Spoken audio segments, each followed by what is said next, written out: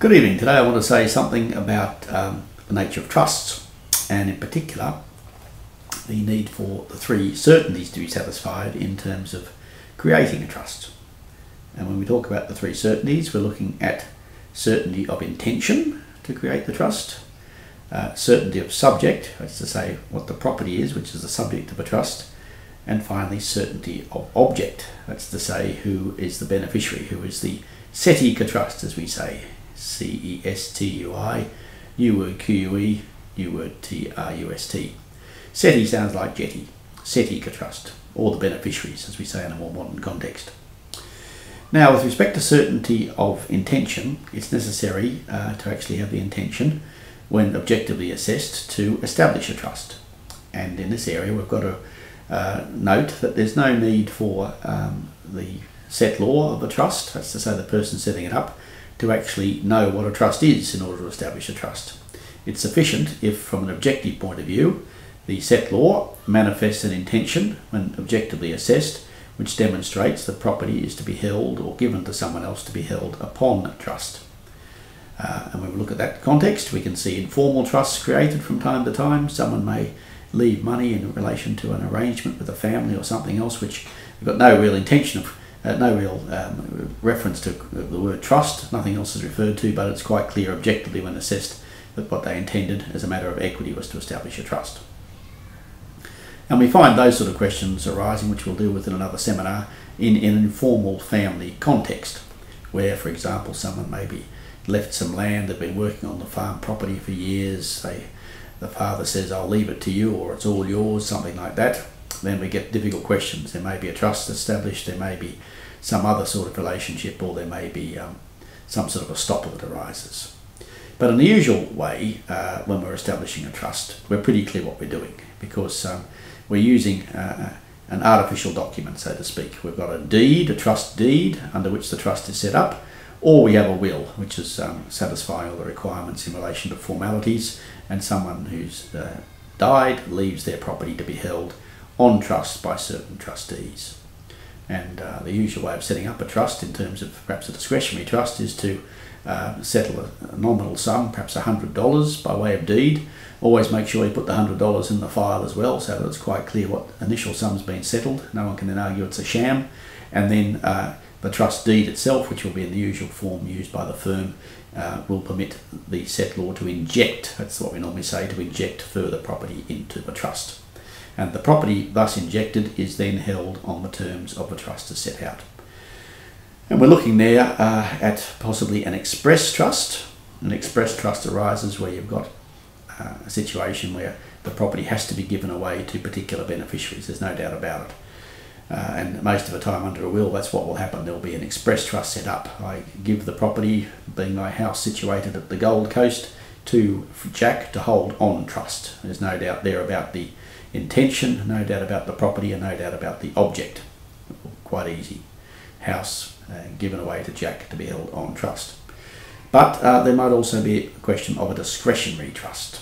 Now, a discretionary trust will arise when the settlor gives property to the trustee to hold with the discretion to appoint amongst a wide range of beneficiaries. So, for example, you might leave property under your will to be available to be appointed amongst your children and grandchildren who are alive at the date of your death, something like that.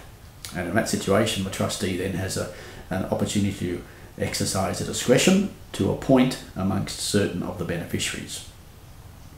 Now, for quite a long while, there was a question about the need for certainty of objects with respect to a discretionary trust. In other words, was it necessary to be able to list all the people who might be possible beneficiaries? Why would that be a situation? Well, the usual rule under an express trust is that if we've got an express trust set up and we've got a number of beneficiaries, then if the trustee fails to exercise the power to appoint or to distribute, then the court itself can exercise. And the easiest way of doing that is by applying our usual equitable maxim that equality is equity. In other words, giving each particular beneficiary his or her aliquot, A-L-I-Q-O-T, aliquot, share of the property. So if you've got $1,000 and you've got 10 beneficiaries, you give them each $100. And 1,000 divided by 10 is 100. equality is equity. Now, for a long while it was felt that you needed to have the same degree of listing certainty, that's to say you had to be able to list all the beneficiaries with respect to a discretionary trust as well. And for a very long time, up until about 1970, 71, just before I started at law school in fact, we had a question of whether or not something was a trust power, a bare power, because different rules applied to each of those sort of categories. We won't worry about bare powers or trust powers now, but we'll just focus on trusts. But in a series of cases in the early 70s, and the leading case is McPhail and Dalton, the leading case on this question, which is in 1971, appeal case is 424. The English courts assimilated the listing requirements with respect to trust powers to those of discretionary trusts. What does that mean? Well, it means that we had a fair degree of flexibility with trust powers. We had to be able to say whether someone was or was not a potential member of the class of beneficiaries, and now we apply the same rule to a discretionary trust as well. And that has meant a fair degree of simplification. In other words, it's sufficient now with a discretionary trust if we can satisfy the is not test. We ask ourselves, is someone a potential beneficiary or not? And if they are, then the class is sufficiently certain, and of course we're able to distribute amongst those people if we decide to make an appointment under the discretionary trust. We do have a further problem here though, and that problem arises not because of object certainty so much, but perhaps because of criterion certainty, what we call criterion certainty. Criterion certainty means that we must be using a term which is capable of legal denotation in order to work out who the members of the class are. Well, what does that mean in plain English? What it means is this. Suppose I leave property to be distributed by my trustee amongst such of my friends as they may select. Well, that's a question. Who are my friends? In other words, is the criterion which has been selected, being friend, sufficiently certain for the trustee to actually make an appointment or not? It's the old question, isn't it? How many friends have you got on Facebook? Well, you might have 300 or 400. Got a lot of graduate students on my Facebook page. Are they all friends in that sense? Well, probably not. How many friends do we have? Perhaps 8 or 10, I suppose, if you're lucky. Good friends. So the problem with the notion of a friend, of course, as the criterion for selection is that it's uncertain. And usually we look for some sort of criterion which has got a legal component to it. And an obvious one is perhaps relations, relatives, someone a blood relative, consanguinity. That's pretty easy to prove or disprove. Or you might have employee or former employee. Once again, there's a contract there which provides the underlying criterion. So in those sort of situations, if you were to appoint amongst all the former employees of John Jones Proprietary Limited, that would probably be sufficient in terms of criterion certainty. Now, what's the duty of a discretionary trustee? Well, the discretionary trustee, of course, as the name suggests, has a discretion whether to appoint amongst various objects from time to time. But there's no necessity to appoint, and this often causes trouble in a family context, of course. Suppose you've left property under your will and it's to be held for your children and your grandchildren. Well, often in that sort of situation, you've set up a discretionary trust. You will also, not included in a trust, leave a letter of wishes, which will set out other criteria you wish to be applied. For example, you may only want money to be paid to those grandchildren who are maintaining an appropriate lifestyle, whatever that may mean, and also are pursuing tertiary studies. Or you may indicate that the children of Agatha are to be preferred to the children of Beryl, something like that. That document is used and looked at by the trustee to inform the trustee as to how to exercise the discretion. But in a sense, it's not a trust document. And we've got cases coming through pretty much all the time now where people want to get access to the letter of wishes to ascertain on what basis the trustee is exercising the discretion. Why have I not been appointed? Why is someone getting money and I'm not? Difficult issues, of course, and by the time the trust is operating, the deceased is gone. By definition, the deceased isn't there to answer any questions. Well, we'll come back and look at that question in another seminar, the question of letters of wishes and discretionary trusts. But the duty of a trustee in that context is not to actually distribute any particular amount, because that's a discretion, of course, you can give or not give. The duty of a trustee is to make a survey of the relevant field from time to time to determine whether to appoint to a particular beneficiary or not. I'll say that again. The duty of a trustee, famous case Re Hayes Settlement Trust in 1983, Sir Robert McGarry tells us, and Karger and Paul tells us as well, Karger and Paul, Paul, 1984 Victorian reports. Their cases to tell us that the discretionary trustee is not duty bound to appoint to anybody. The discretionary trustee satisfies his or her duty by simply looking at the whole range of potential objects and deciding whether to appoint amongst them or not. And as I've said, sometimes that will be informed by criteria set out in a letter of wishes. So we've got that question. We've got to have criterion certainty. Who are the people who can benefit? We also, in a sense, for the discretionary trust, need administrative workability. That's a funny old concept, isn't it? We've only got a couple of cases on it. Administrative workability. Obviously, if you're going to make a survey of the field of potential objects, you need to be able to look at the field. So suppose you appoint, and maybe, I don't know why you do it, but you might set up a trust to appoint amongst all those people who live in the south part of Sydney, South Sydney. Well, that's going to be a lot of people. And there may be no other criteria to look at apart from the fact that they live in South Sydney. How then, in any proper way, can you carry out a survey of the field? In other words, how can you perform your duty? Well, we've got a couple of cases on that. We won't worry about it. It doesn't arise very often, that whole question. But just note that there may be a question at base of whether the trust is administratively workable as a discretion. In other words, can you actually physically carry out the need for discretion? That's an issue. Now, with respect to certainty of objects, as I've said, what we need is listing certainty with respect to an express trust. That's normally a given. And we also need the is or is not test to be satisfied with respect to a discretionary trust. In terms of the certainty of intention, we need to distinguish between a number of possible institutions, I guess, legal institutions which are contemplated and may be being set up instead of a trust. What do I mean by that? Well, the trust, the settlor may use language which doesn't indicate precisely that it is a trust. And we've got a lot of old cases in particular where what the settlor uses is what we call precatory words. Precatory,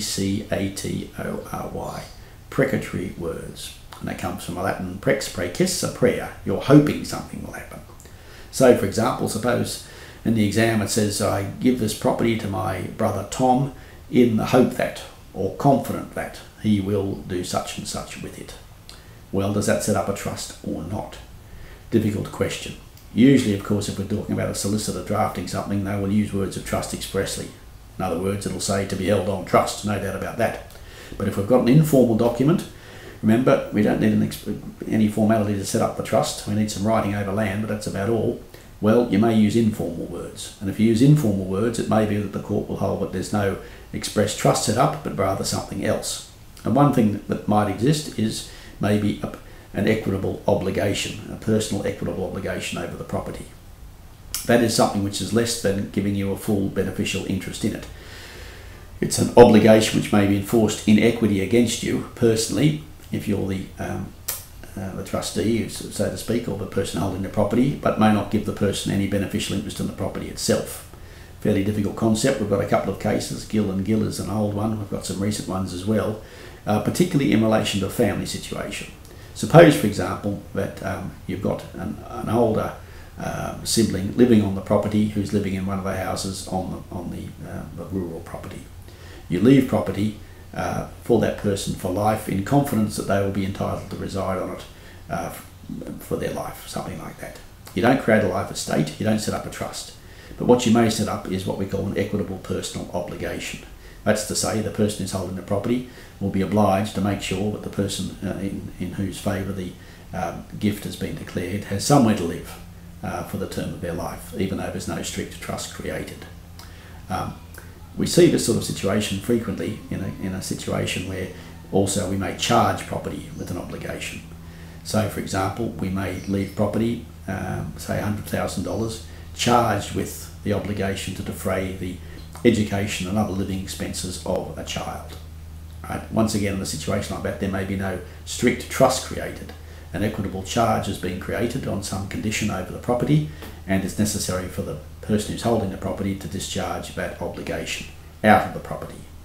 And a key case we can look at on this whole topic is the leading case, Sir Owen Dixon, in the case you must have a look at, Countess Objective and Federal Commissioner of Taxation. Count is effective, BECTIVE, and Federal Commissioner of Taxation. 1932, 47, Commonwealth Law Reports 417. And you'll see in that case a classic discussion as ever by Sir Owen Dixon, who points out that there are a number of different arrangements beside a trust which may be created over property which impose an obligation on the person holding the property. And he says in this particular case the count is effective, but it may well be that there's not a strict trust created, but nevertheless the person who's holding the property is obliged to defray certain expenses out of an income or monies which have been given to them to hold. And this is particularly the case, as he points out in that case, in a family context. And it's an important issue because you've got to distinguish between the various obligations that might apply. If you're a trustee holding a trust account, then you're obliged to vouch, VOUCH, vouch every amount of money that you spend out of the account. That's what a solicitor trust account is. You've got to have a running balance, you've got to have debits and credits, and you've also got to have vouchers to show how the money is being spent. Now, that arrangement, of course, doesn't work very well if you give money away to someone to look after children, for example, which is the counter-subjective situation. Suppose, for example, you're given $100,000 to look after children until they reach the age of 15. Well, you're not going to be able to vouch for all that, are you? If you've got children, you'll know the position. You're wandering around, you'll be paying out money here, you'll be buying paddle pops, you'll be buying wheat bix, you'll be doing all sorts of things. And in the usual run of events, when you're running a household, you don't vouch every cost, do you? You might tot up how much you spent on groceries, but you're not vouching the account. In other words, you're not putting in $2.50 whenever you buy someone a paddle pop or an ice cream or a bulla. It doesn't work like that. So in that sort of situation, the strict obligations to account which would otherwise apply to a trustee do not apply in a situation where the money is charged with an obligation to look after children. And it's important to distinguish between those particular types of obligation that may be imposed. Of course, without getting too much into the technicalities, there may well be a gift on condition as well, condition precedent or condition subsequent. I may give you property to hold on condition that for the next 5 years you run the Sydney Marathon, something like that. Right? It's your property, but it's on condition you perform. Well, we won't look at all the technicalities there, but there are important differences between money held on condition subsequent and money held on condition precedent. And different results flow depending on whether or not the condition subsequent is valid or invalid. Just note that if you come and do a succession course or listen to our succession seminars, we'll look at that in more detail. Alright, so certainty of intention, we've got that question, and of course, as I've already said, we don't need to use the word trust, trustee or beneficiary, and the case that we've got which demonstrates that is the Queensland case, Commissioner of Stamp Duties and Jolliffe, Jolliffe, 1920, 28 CLR at 178. And we've also got our recent case in the High Court, Burns and Kendall, BYRNES and Kendall, KENDLE. Have a look at those cases. Alright, so we've got to demonstrate certainty of intention, certainty of subject matter, and certainty of object. And usually we need to be able to define precisely what particular property is being given to be held on trust. And that can sometimes cause trouble in relation to wills because the property may be deemed, something may be given away or lost or whatever, and if that happens then there may be an issue. Alright, finally we've got the beneficiary principle. There must be someone actually able to come in and enforce the trust. That's the beneficiary. And the classic older case on that is the decision in Morrice, M-O-R-I-C-E, and Bishop of Durham, D-U-R-H-A-M, 1805, 10 Vasey Jr., 522, and 32 English Reports, 947. So in that particular situation, beneficiary principle requires there to be some living beneficiary who's actually able to come along and enforce the trust. And the only exception to that, as we'll see in another seminar, is the question of charity. In other words, under our legal system you cannot have a trust just for a purpose, or however valid that purpose may be, unless that's a charitable purpose. You must have some living beneficiary who's able to enforce the particular trust. And finally, as I've said, you've got to be in a situation where you're able to identify a particular person as to whether they are or are not the objects of the discretionary trust. So, 3 things that we need. We need certainty of intention, we need certainty of object, and we need certainty of subject matter. And as I've said, in the usual case, if we've got a will or some other method of setting up a trust, there won't be any doubt about that. And if we're setting up a trust via a solicitor, there won't be any doubt either. Most of the cases arise in relation to intention in an informal context where it may well be that someone is not quite clear about what they're doing with the property. As I've said, the classic recent cases involve farming families where someone is told that they're getting property or they can live on the property, something like that. So that's one issue with respect to intention. The whole notion of precatory words, where you don't use precise words to establish a trust, once again, pretty much a thing of the past. We've got lots of cases from the 1850s, 1860s, but we don't have any modern cases for obvious reasons, because these days we normally know exactly what we're doing. Alright, so those are the things you need to establish a valid trust. Look carefully, note in particular the case of the Countess of Bective and Federal Commission of Taxation. Have a look at what Sir Owen Dixon says there about the various types of obligation. It might be a charge over the property, it might be a gift on condition, it might be an equitable personal obligation, it might be a trust. It can be one of those things depending on the words which are being used. And different consequences will flow depending on the particular arrangement which is being set up, a particular institution. Alright, interesting topic, not particularly difficult. Exam questions in this area normally follow pretty much a set pattern, and we'll discuss another aspect of trusts in our next seminar.